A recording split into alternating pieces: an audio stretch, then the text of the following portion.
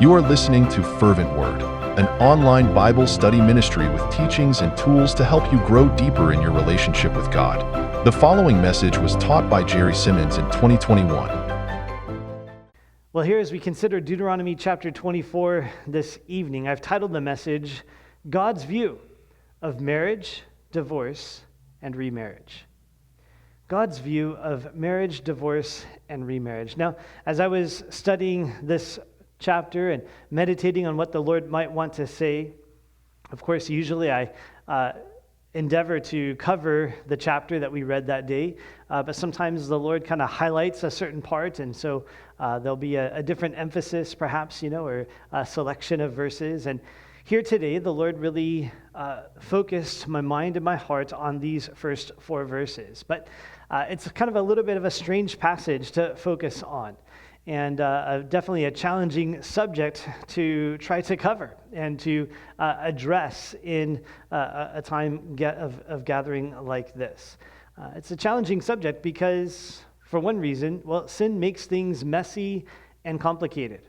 And in our society, the subject of marriage and divorce and remarriage is intensely and insanely complicated because of all of the predicaments and scenarios that we see take place and that we see happen and that sometimes we find ourselves in. And as we think about this evening, again, I want to encourage you to be looking at these things and try to have a fresh perspective and really allow the Lord to speak to you about these things. I think this is one of those passages that is, we take God at His word. And we may not feel super awesome by reading through this passage right in this moment, but God here is laying foundations for us about His truths that will help us to understand His perspective, His heart, for years and years to come. And as we face difficult situations, or as people around us face difficult situations, God will use these truths to help us navigate those difficulties, those situations, and work through the things that were going on. Last week we looked at in Deuteronomy chapter 17, there was the judges that were to be established within the land. They were, judges appointed over these small towns. And so, you're a small town judge dealing with different situations, and sometimes there would be an occasion, a case that was too difficult for you to figure out and to understand. And so God said, okay, small town judge, you can take this case to the higher court, and the court there at Jerusalem would be able to help you determine the mind of God and settle the matter there. And so it was a support system for those judges. I think in a similar way, as we think about the subject of marriage and divorce and remarriage, there is great complexity there that sometimes develops. And sometimes we need some help as we're working through situations. And so God provides some instruction here in His Word, but then also God provides us spiritual leaders and others who can help us to kind of think through and understand the matter in what God has to say about it.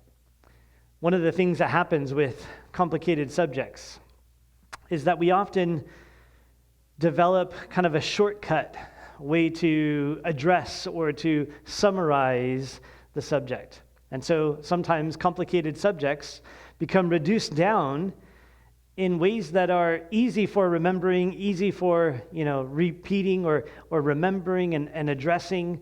But also whenever you're summarizing in that way, something complex and summarizing it to something simple, the summaries that we give are not always accurate in every situation, in every case.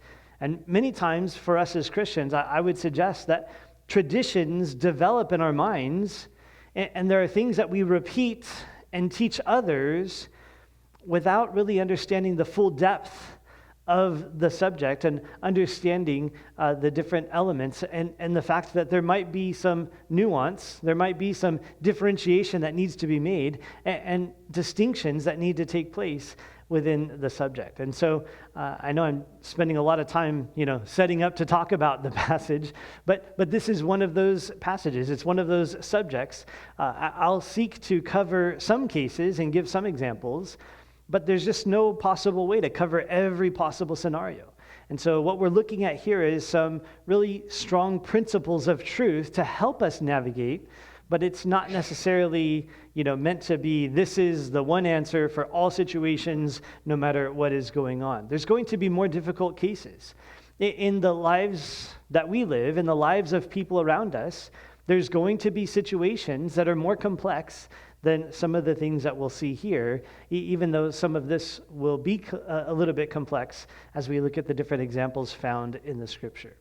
And so God's view of marriage, divorce, and remarriage. 4 points for us to consider, 4 points for us to help understand the principles that God has established in this regard. The first point to consider, found here in verse 1, is that marriage is a social institution created by God. Marriage is a social institution created by God. Look at verse 1 again. It says, "When a man takes a wife and marries her, and it happens that she finds no favor in his eyes, because he has found some uncleanness in her, and he writes her a certificate of divorce, puts it in her hand, and sends her out of his house." And he's going to go on with further instruction, but pausing there for a moment here in verse 1, to consider, first of all, as we talk about marriage, we need to understand that marriage is created by God. And I don't think that's something that is shocking to us, right? We understand that God created marriage, that He is the one who established it. Of course, we go back to Genesis chapter 2, where God created woman. He took the rib out of man, a portion out of his side. He fashioned woman from that and brought her to Adam. And Adam said, "This is now bone of my bone and flesh of my flesh. She shall be called woman, because she was taken out of man." But then God comes to a conclusion and delivers a conclusion there in verse 24. "Therefore, a man shall leave his father and mother and be joined to his wife, and they shall become one flesh." And so there in the beginning, we find the first husband and wife, how God created them. God formed Adam out of the dust. He formed Eve out of that piece, that portion of Adam's side. He brought them together, and that was the occasion, that was the situation or circumstance by which the first marriage took place. And now applying that to future marriages, God says, verse 24, "Therefore," so now this is the first marriage, this is how it happened, right? Everything after that, all marriages after that are going to be different. They're going to come about differently, right? We're not formed out of the dust of the earth anymore. We're born into this world. It's a little bit different. So the circumstances leading up to it are different, but the principle that took place and what happened as a result, God says this now applies to all marriages. This is how marriage is to be. A man shall leave his father and mother and be joined to his wife. And they are to be joined together, just as Adam and Eve were joined together. They are to be one flesh, just as Adam and Eve are one flesh, because she was taken out of his side, or she was formed out of that portion of his side. And so there was a one flesh part of them that was very distinct and important. And in a similar way, God says, in regards to all future marriages, there is going to be this oneness. There is going to be this unity, and there needs to be a separation from other family to be this cleaving, this joining together, this fusion between a man and his wife. And so God created marriage. He applied it this way. He said, this is how the first one happened. This is how future marriages will be as well. I think that's not shocking to us, not surprising to us. But another aspect of this point is the idea of a social institution.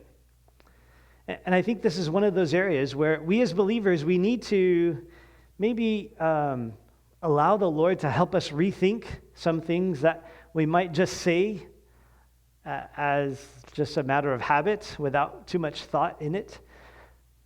We need to understand that marriage is a social institution. It's created by God, but it was also designed by God to be a part of society. One of the things that we sometimes say is married in God's eyes. And there is sometimes this idea, this concept of two people being married in God's eyes or not being married in God's eyes. As if there's like a distinction from, God's eyes in marriage and society and marriage. But I would suggest to you, as we look at this passage, as we consider what the scriptures have to say, that there's not that kind of distinction. There's no such thing as married in God's eyes as opposed to or different than married in society. A good example of this to consider is found in John chapter 4. You remember when Jesus was talking to the woman at the well, and she'd had several husbands, and Jesus is ministering to her, leading her through a discussion to bring her to the knowledge of him. He says, "Why don't you go get your husband and bring him back?" And she says in verse 17 of John 4, "I have no husband." And Jesus said to her, "You have well said, I have no husband, for you have had 5 husbands, and the one whom you now have is not your husband. In that you spoke truly." Here in addressing this woman and being involved in this discussion, Jesus makes a distinction. He helps us to understand she's living with this guy. She's had 5 husbands. She's been married 5 times. She's now with this other guy. She's living with this guy. She has this guy, Jesus says, but they're not married. It's not her husband. Jesus said, "You spoke truly." And so we can understand that the idea of like living together doesn't equal marriage. That's not the same thing as marriage. Marriage is a legal status. You could think about it in that term. It's a social institution. It's a legal status. To be married is to partake in a legal ceremony that involves the standards of society to establish this relationship between 2 people. I think another way this is demonstrated here in this passage, here in verse 1, God makes reference to writing a certificate of divorce. Again, this is talking about legal things. It's a legal matter to write a certificate of divorce. Although marriage is created by God, it has this social or society component. Think about it this way. What's the purpose of the certificate in the divorce? Does God need a certificate? Does God need, someone to show proof like, all right, God, look, see, I have a certificate, so this is a real divorce? Who's the certificate for? It's not for God, it's for people, right? And so in this, although God is not saying, I want you to create a certificate of divorce, he's acknowledging this is the practice. This is the reality that there is this certificate. It's a legal matter. It's a social matter. That the certificate is for the people around. Marriage is a social institution that's created by God. And so married is a legal status. Divorced is a legal status. It's different than other aspects of our life. Dating is not a legal status, right? Christian is not a legal status. It's different than other aspects of our life. Married and divorced, they're part of the infrastructure of society that God has established. Now, that's not to say that everything that the society accepts, then God accepts it. And however, society tries to redefine things, that means that God allows or accepts that definition. In a similar way, God instituted government, and that's clearly, declared and taught throughout the scriptures. But, of course, there are governments that have gone bad and governors who have disregarded God and fought against God, and it doesn't mean that God approves of all governments. But at the same time, as true as that is, that governments have gone bad, that doesn't keep them from being a part of the social infrastructure that God has established. And so marriage is part of that as well.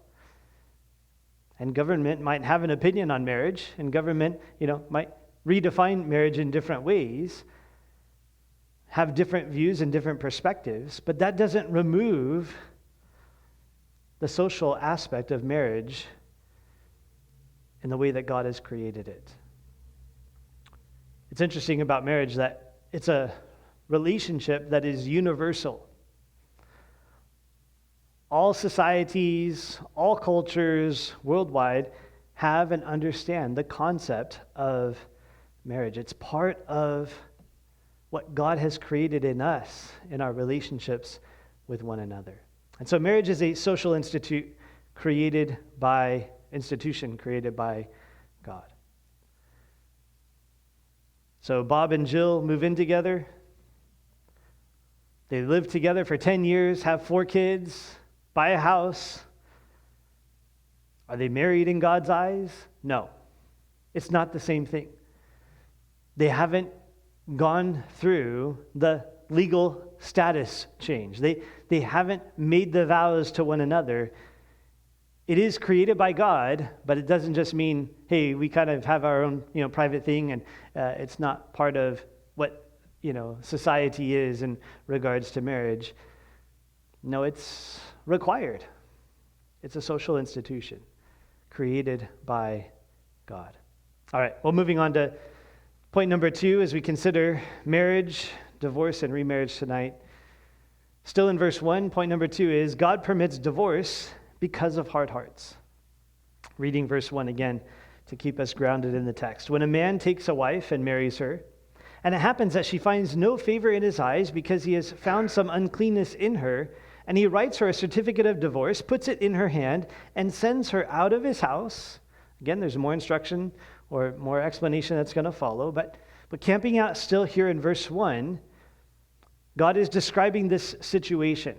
And as you look at this, it's important to understand and recognize God is describing a situation, a context of something that happens in their society, something that's happening in their lives, not necessarily saying whether or not he's leading in this or declaring this to help them to, take these steps. He's just describing the situations that they see happening around them. And so here's a couple. They've been married. The man, he's taken a wife. He's married her. But then something happens. She finds no favor in his eyes. There is some uncleanness that's found in her. Now, throughout our reading through this verse, feel free to flip the genders if that helps you to think about this. It's not trying to necessarily be specific about the genders. And so the idea here is that there is this couple. In their society, of course, it was strongly favored towards the male, but that wasn't because there's this favoritism that God has. It's just God addressing them in their culture and their society and what they understood. And so now there is this problem. There's this uncleanness found in the spouse. There's some issue between them. And as he describes the scenario then, well, what the person does is writes out a certificate of divorce. They go through the legal process. They take the necessary steps, and they file for divorce. The papers are put in the spouse's hand, and the separation follows. He sends her out of his house. As here, God is describing this situation, this event that takes place, this event that they're all familiar with of a divorce taking place. Before we get into the details, just the very point here is that God permits divorce because of hard hearts. Just that first part, God permits divorce. There are some people who will have a hard time with just that part of that point. Just saying it that way, that God permits divorce, they would challenge me on that and say, Jerry, you should never even say that God permits divorce. Divorce is not an option. It's, not something that should be framed that way. It shouldn't be phrased that way or spoken that way. And to be clear, I'm not trying to take a soft position on divorce tonight. But at the same time, I do want to challenge us where we have taken a harder stance on divorce than God does. And sometimes that happens, where our perspective on things, we can become legalistic about a matter. We can become self-righteous and condemning about a matter in a way that God isn't. And so we need to be careful that we don't go beyond. We need to be careful that we don't allow the norms of society to water down our perspective of what God says. But we also need to make sure that we don't take what God has said and then take it beyond what he has said or intended in his word. And so God permits divorce. We need to understand that it is not an unpardonable sin. Sometimes divorce is related to or dealt with or addressed as if it's an issue that is, well, you can, never again have any kind of favor or status or position or role or, various things that have come up over the years. It's not an unpardonable sin in that way. Now, of course, maybe your mind is thinking, but God hates divorce. Malachi chapter 2, verse 16. God hates divorce because of the violence that it brings and the damage that it causes. There in Malachi chapter 2, you can read through that and understand some of those things. In fact, let me just throw this on the screen here real quick. Here's some of the primary passages that speak about divorce in the scriptures. And if this is something that you need to wrestle with a bit more, I would encourage you to take a look at those. Deuteronomy chapter 24, where we're at tonight, is the first one to consider. It's the first major passage. Divorce is mentioned a couple times before this in the Bible, but this is the first where there's a couple verses together really addressing the situation. And then Malachi chapter 2, of course, the prophet addresses divorce and talks about the treachery of dealing with your spouse in a way that dishonors the vows that you made and the promises that were made. Then Jesus addresses the issue of divorce in Matthew chapter 5 and Matthew chapter 19. We'll get a glimpse of those passages tonight as well. And then 1 Corinthians chapter 7, Paul gives a little bit further light and some different aspects of divorce as well. And so we'll get a glimpse of those things. But again, these are things to consider as you wrestle with these subjects. But God hates divorce. That's a common verse, and everybody, not necessarily everybody, literally, right? But as believers, we know that. We quote that verse, God hates divorce. And sometimes we take it, again, I would suggest, too far. Not all the time, but sometimes we do. I would say it this way. Do you remember what else God hates? Proverbs chapter 6, verses 16 through 19. These 6 things the Lord hates. Same word hate as found in Malachi chapter 2. God hates divorce. Yeah, here's a few other things that God hates. Here's 7 things that are an abomination to him. A proud look, a lying tongue, hands that shed innocent blood, a heart that devises wicked plans, feet that are swift in running to evil, a false witness who speaks lies, and one who sows discord among brethren. Sometimes we overemphasize certain sins, and we kind of score them, higher or lower, and we think, well, murder, that's pretty bad. Shedding innocent blood, that's pretty bad, right? But God puts shedding innocent blood there in verse 17 in the same verse as a proud look. God hates a proud look as well as murder. And how often do you have pride in your heart, a proud look upon your countenance? A lying tongue. God hates a lying tongue, right? And so sometimes we can be like, God hates divorce, and very strong and firm on that, as if that is, much worse than, or the more unpardonable than all these other things that God hates. Now, of course, different kinds of sin cause different kinds of damage, and so there is those kinds of considerations, but I'm just suggesting that we need to remember divorce it's not the only thing that God hates, and there's a lot that God hates. And you know what? We recover from all of those things that we do that God hates because of the grace of God and the mercy of God in our lives, and the work of God and the leading of His Holy Spirit is able to work, even though we have been involved in or done those things that God hates. we are able to be reconciled and to move forward and have a life full of blessing and goodness that flows from the mercy and the grace of God. That's the point I just want to continue to encourage you to consider this evening. God permits divorce. He hates it. It's destructive. It's terrible. But it's not the end of the world also. It's not the unpardonable sin. It's not the end of God's work in a person's life. God can work from there to still accomplish his purposes. Now, part of this passage and part of understanding this passage is understanding that God here is describing situations that were happening in their society. Regardless of what God says about divorce or what God would say in, these specific circumstances, this is how people are behaving. They're getting married.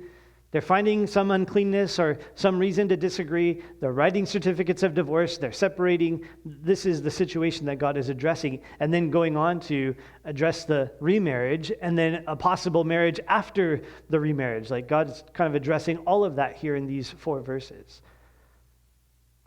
But here he roots it to this issue in verse 1 because he found some uncleanness in her. And of course, this phrase here, this finding of some uncleanness, has caused for much discussion and debate for the past several thousand years.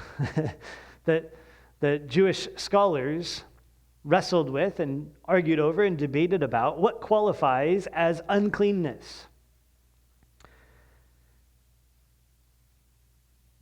There was primarily 2 schools of thought in Jesus' day.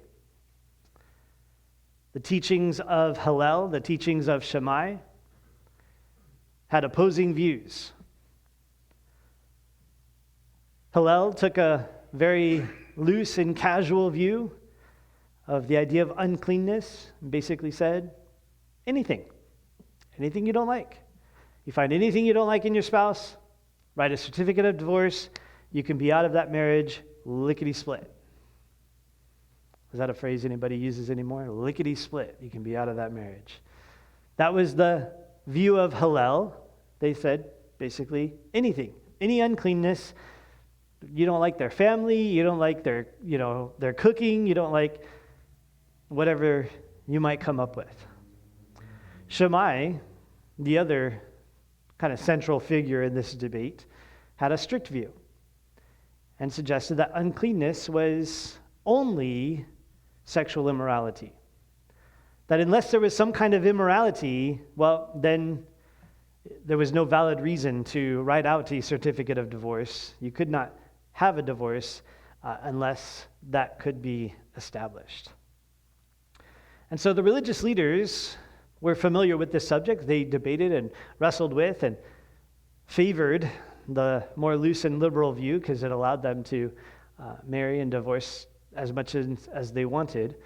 But they brought this to Jesus, it tells us in Matthew chapter 19, as a trap. And if you would, keep your thumb in Deuteronomy 24, we'll be back there. But turn to Matthew 19 for a moment.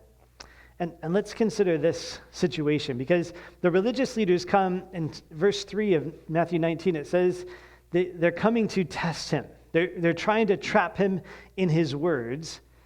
And they say, is it lawful for a man to divorce his wife for just any reason?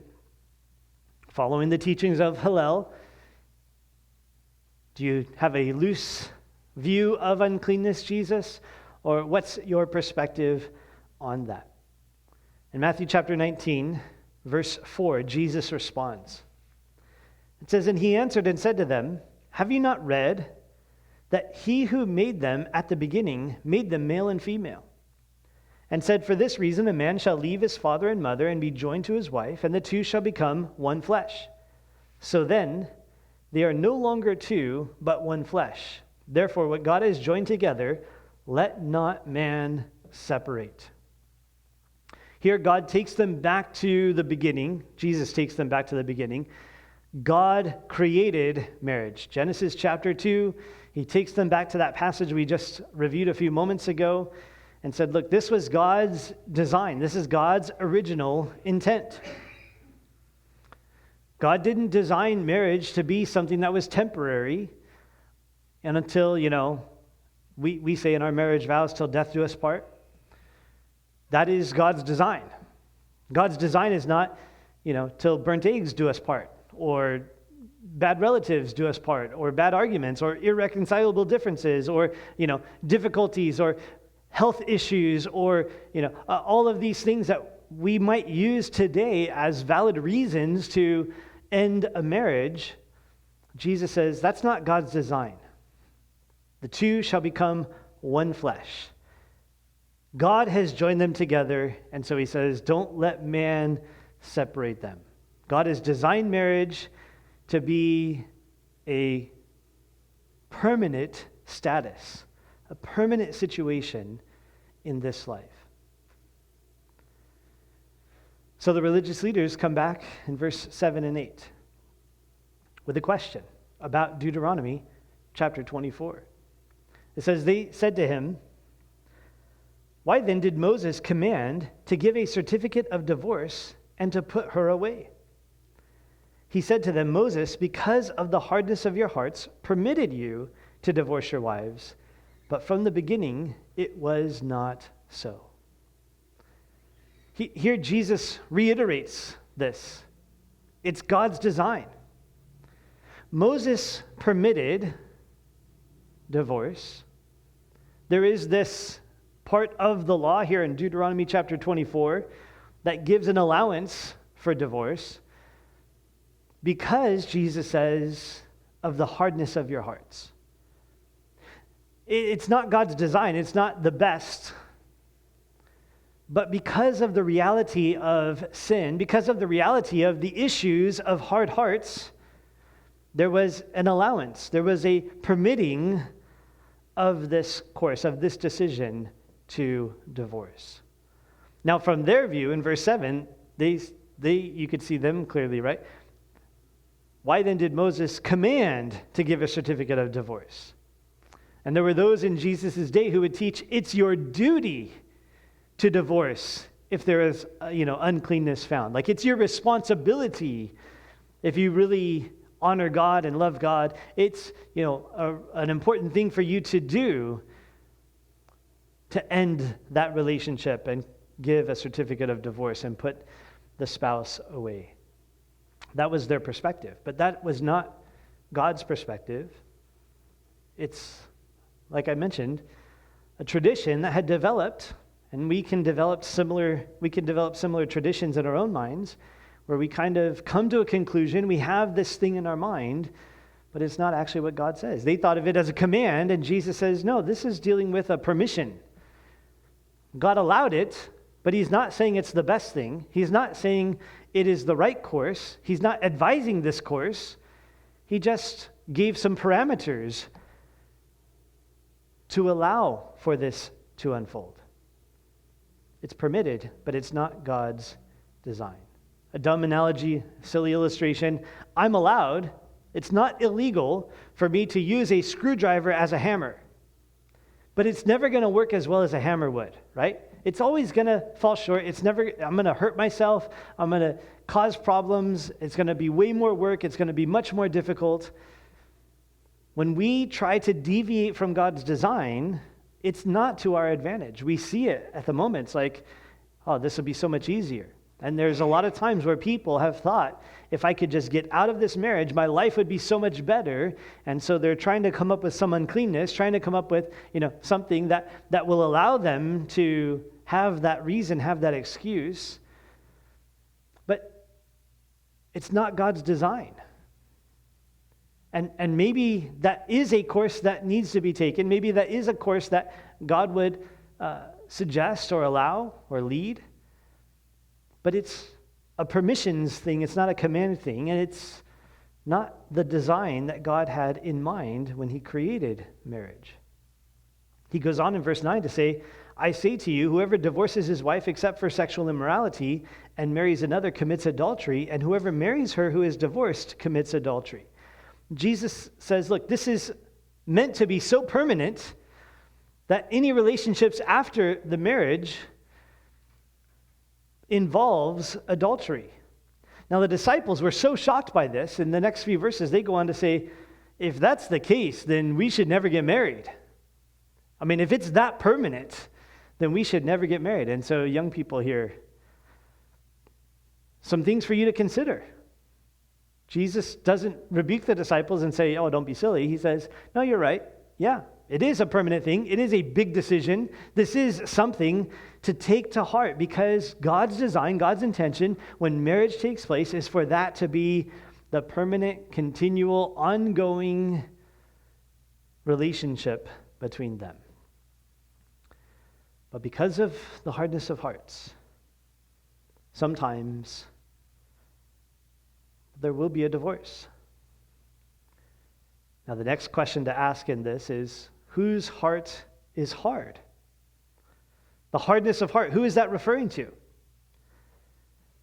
Jesus says sexual immorality is the reason for divorce. It's a valid reason for divorce. And so you could think about the sinner's heart in that situation. Their hardness of heart, causing them to be unfaithful in the marriage, perhaps is the hardness of heart that Jesus refers to that says, okay, divorce is appropriate, it's allowed, it's permitted in this situation. It's also perhaps referring to the hardness of heart of the victim, the one who was cheated on. And it's a little bit tough for us to wrestle with these things, but the idea is, hey, your spouse cheated on you. That doesn't mean that you must divorce. Perhaps there's the opportunity to reconcile. Perhaps there's the opportunity to resolve the issue and to move forward stronger in your marriage. But not everybody can do that. And forgiving that kind of unfaithfulness and betrayal can be really challenging. And so perhaps Jesus is talking about the hardness of heart of the one who is cheated on, that it's so hard to work through that and to have a godly perspective and to have God's heart on that situation, that divorce is allowed. And there's room for discussion about these things, that neither, one of them is for sure the exact way that God intended it, the Lord intended it in this. So there's room for us. Again, this is the nuance that I'm talking about. Now, the room for us to discuss and work through and deal with things that are happening in real life situations. I think there's another hard heart that could be considered and is important to factor into this discussion, and that is an unbeliever's hard heart. And this jumps us down to 1 Corinthians chapter 7, where Paul addresses a situation of a believer married to an unbeliever. In verse 15 of 1 Corinthians 7, Paul says, in this situation, a believer married to an unbeliever, if the unbeliever departs, let him depart. A brother or sister is not under bondage in such cases, but God has called us to peace. For how do you know, O wife, whether you will save your husband? How do you know, O husband, whether you will save your wife? Here the instruction is, hey, you're involved in a marriage now that you are a believer, your husband, your wife is not a believer. The verses leading up to this, Paul says, do your best, endeavor to stay in that marriage, to stay in that relationship. But at the same time, if the unbeliever, their heart is hard, they don't want to be with a Christian, then you can let them go. And it's permissible. God allows for divorce in that situation. When he's talking about departing here, he's referencing divorce. And you're probably going to challenge me on that, and that's okay. Go back to 1 Corinthians chapter 7, read the context, and I would encourage you to understand there, when Paul's talking about letting them depart, it's go ahead, grant them the divorce, let them separate. You're called to peace. You don't have to fight against that. Try to stay in the marriage if you can, but if they want to depart, let them depart. So God permits divorce because of hard hearts. Hard heart of the sinning party, which usually there's at least two in a marriage relationship, sinning parties, right? Hard heart of the victim, perhaps, and the inability to overcome and forgive. And that's not necessarily a deficiency on the the victim's part, but just an inability to go forward and handle that situation in a way that the Lord would or honors the Lord. It's just too difficult, too challenging, and we are frail and human. These things are difficult things, but again, God permits divorce because of hard hearts. There are situations, there are scenarios where God says, okay. And sometimes people make a big deal of whether or not a believer initiates the divorce or not. I would say, kind of throw out those wrestling so much. Not that we should be, free and loose with the idea of marriage and divorce, but whether a person initiates it or not is not really the issue. If divorce is valid and allowed, then the initiation of it is not really the core issue to be hung up on. Joseph was wrestling with these kinds of things when he found out that Mary was pregnant. In Matthew chapter 1, remember? It's uncovered that she's pregnant. Now, they were betrothed. They weren't actually married yet. But for their culture, the engagement, the betrothal period, required a divorce to get out of it. So it was like marriage phase 1 kind of thing. That they were married in a legal sense, even if it wasn't fully ratified yet. And the marriage ceremony would happen later. But it was during that time, that betrothal period, and he was thinking, oh, maybe I need to put Mary away quietly and divorce her secretly so that she's not publicly shamed or dealt with in that way. But yeah, maybe I need to end this relationship. Maybe I need to. There's a hard heart, and it's probably mine, or maybe it's hers because she cheated on me, Joseph is thinking. And of course, the Lord showed up and explained the situation and said, no. This is the work of God. She didn't cheat on you, and you should continue on your plans to marry her. But he had to wrestle through these things is the point. And there are going to be situations perhaps in our life, perhaps in the lives of people around us, and we need to understand there are occasions, there are situations where God permits it, where God allows it, where it is acceptable and sometimes even the right thing to do. Not that we would necessarily advise it or encourage it or lead in that direction, but at the same time, as much as God hates divorce, sometimes it's the right thing to do. You could even think about it, sometimes battle is damaging and destructive, but sometimes it's the right thing to do. Like sometimes the hard thing, the thing that is going to be very challenging is the right thing to do. Well, continuing on now in the passage, verse 2, back in Deuteronomy chapter 24, here's point number 3. God allows a divorced person to remarry. Again, this is one of those things that throughout the history of the church has been a lot of discussion and contention and debate over this, whether or not someone who's been divorced can be remarried. But here, verse 2 is what it says. When she has departed from his house and goes and becomes another man's wife. So the situation in verse 1, man and wife get married. Man finds something unpleasing in the wife, writes her a certificate of divorce, sends her out. She leaves his house and goes and becomes another man's wife. She goes and gets married again. Now, God does not put in a bunch of qualifiers here. He doesn't say, when she has departed from his house and goes and supposedly becomes another man's wife. No, he recognizes she gets married again, it's a real marriage. Now, if the situation was that it was her sin that caused for this divorce, this separation, there are some who would say she's not allowed to get married. Even if she does get married, again, she's not married in God's eyes because, she violated the previous marriage, and so she's not allowed to get married. And so there are some who kind of take that position. But God says, okay, look, she departs. Whatever the situation was, whatever the issue was, that's not really being dealt with here. But she gets married again. She's that man's wife. She is married again. It is a real marriage. It's not a fake marriage.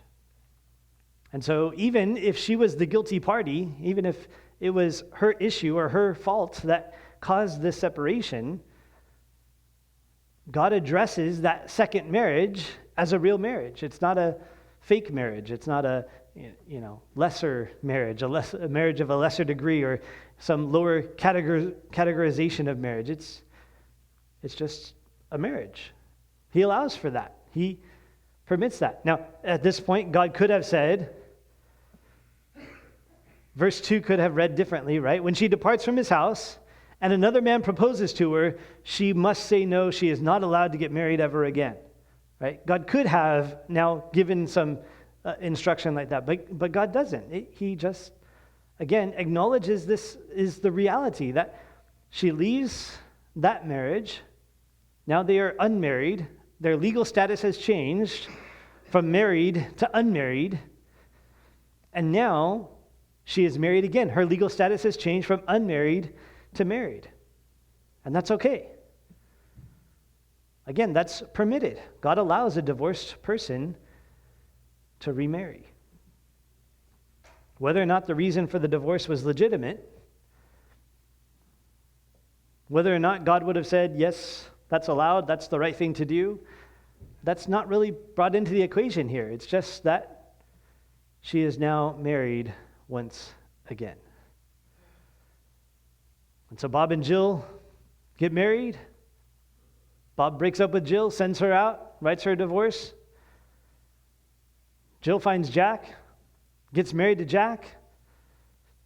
I'm trying to make up names, not naming anybody in here. If I did accidentally, I apologize. That's a real marriage between Jack and Jill. And they can go up the hill and fetch a pail of water, whatever they want to do, right? God allows a divorced person to remarry. All right, I'm going to stop being silly. Okay, move on to verse 3 and 4.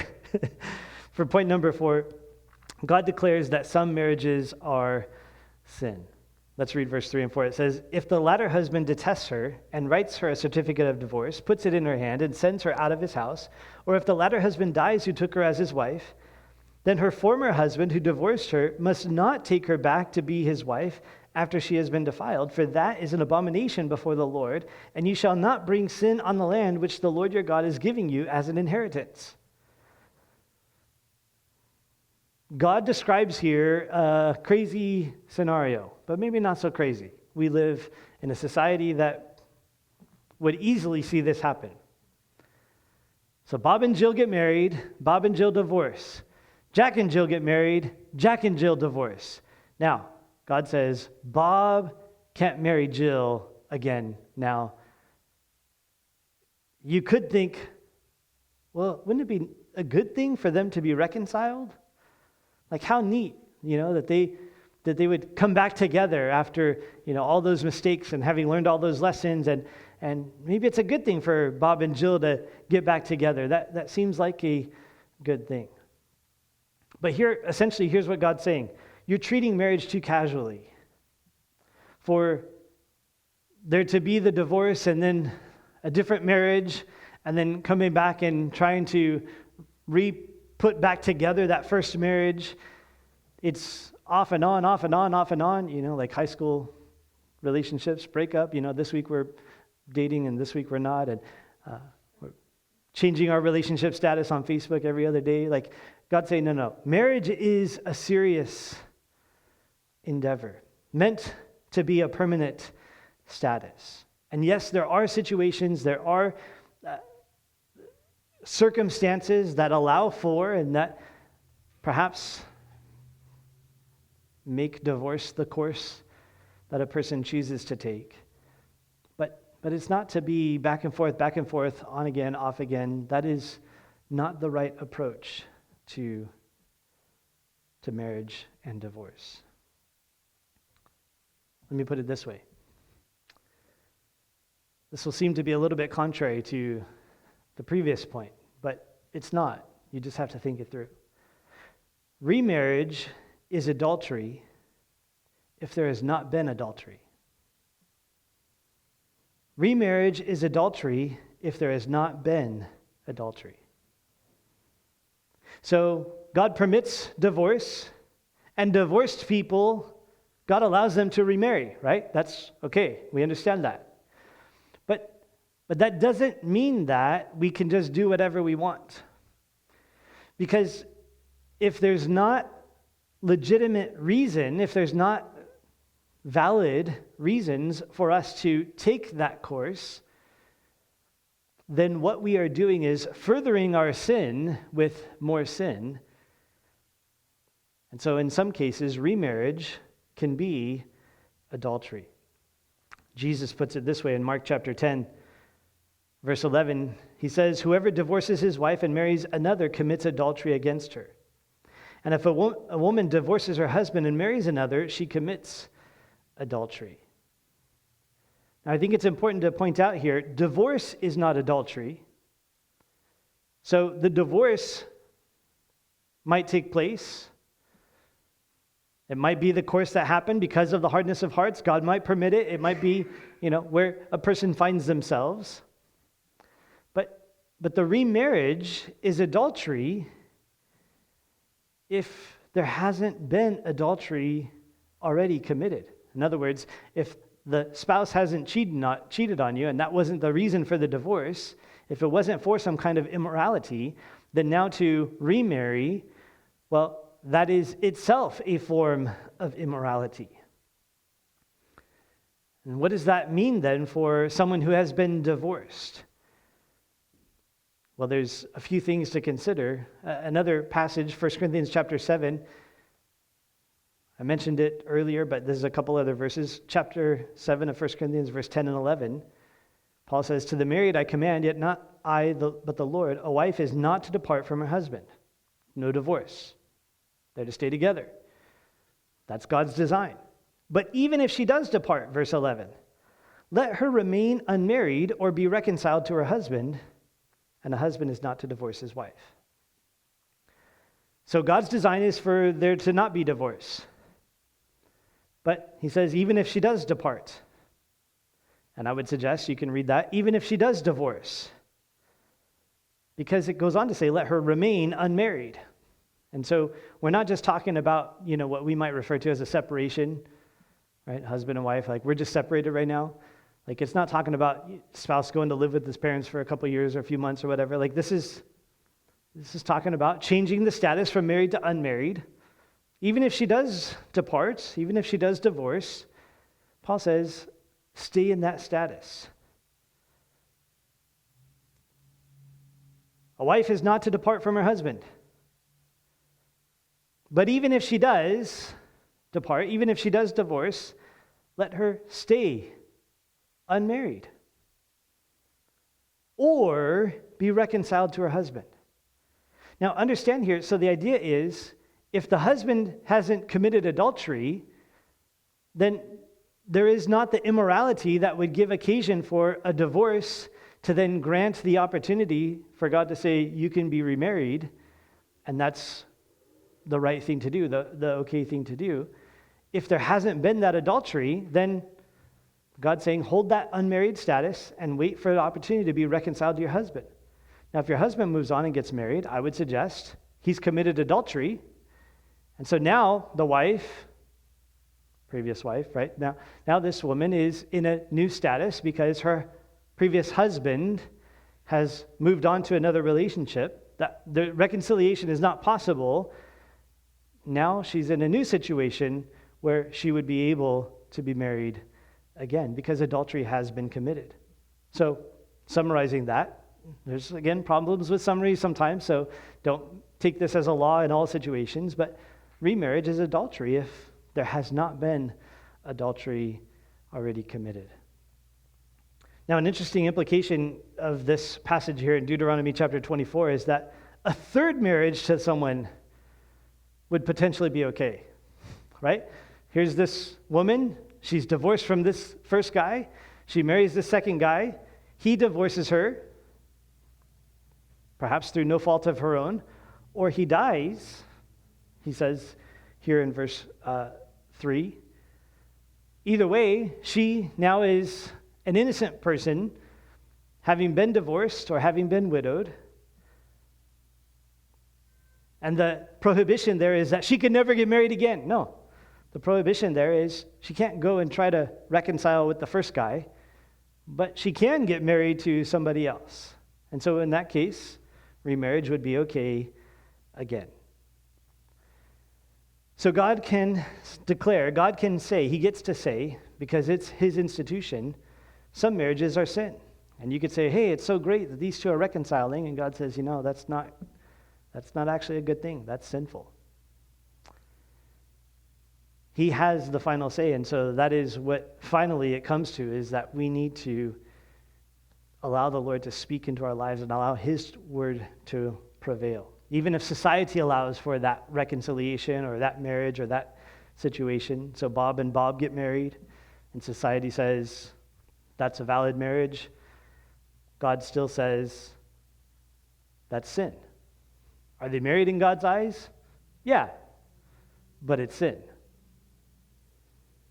I know you're going to wrestle with that, right? But again, it's the combination of God created marriage as a social institution.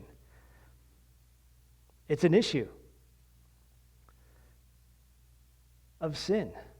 God says it's not my design. It's not what's right. It's not good. It's going to cause more harm and destruction for that kind of relationship to be pursued. God declares some marriages are sin. So that's a quick look. Just kind of scratch the surface. There's so much more that we could wrestle with. Some of it is detailed. Individual situations are complex. But God's view of marriage, divorce, and remarriage, marriage is a social institution created by God.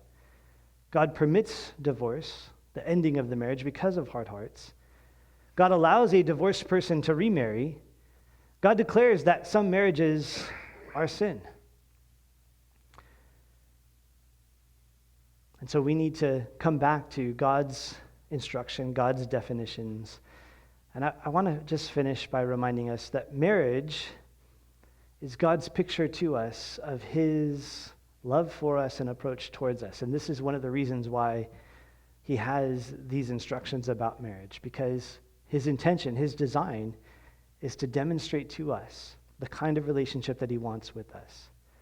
The faithfulness of a husband and wife for their lifetime demonstrates the faithfulness of God to us for his lifetime, which is eternal. The love expressed between a husband and a wife demonstrates the love that is to be shared between a husband and wife. Ephesians chapter 5 talks about this. And so this picture, this idea of marriage, is not just a bunch of random rules or things that God set in place just for fun, but for our good. All of these things are for our good, but also to demonstrate, to picture what he designed for us, what he has towards us. Jeremiah chapter 31, verse 3, the Lord has appeared of old to me, saying, yes, I have loved you with an everlasting love. Therefore, with loving kindness, I have drawn you. Let's pray. Lord, we wrestle with these things, Lord, and society around us has a great deal of different opinions and different views that are radically different than what you say, Lord, about these subjects. And so, Lord, we wrestle with them too. Having grown up in our society, having grown up and been influenced and heard from and talked about, and from Christian perspectives, from worldly perspectives, from friends and family perspectives, Lord, there's all these different ideas. But I pray that you would help solidify in our hearts your perspective, your view of these things. And Lord, first and foremost, that we might understand your approach to us, your love for us, your faithfulness to us, your patience, Lord, and forgiveness. Lord, that even when we fall short, you don't divorce us, you don't abandon us, but you, in your loving kindness, draw us near and continue on faithfully. When we are faithless, you are faithful, and we thank you for that. And so, Lord, help us to enjoy your faithfulness to us. We pray this in Jesus' name. Amen. We pray you have been blessed by this Bible teaching. The power of God to change a life is found in the daily reading of His Word. Visit ferventword.com to find more teachings and Bible study resources.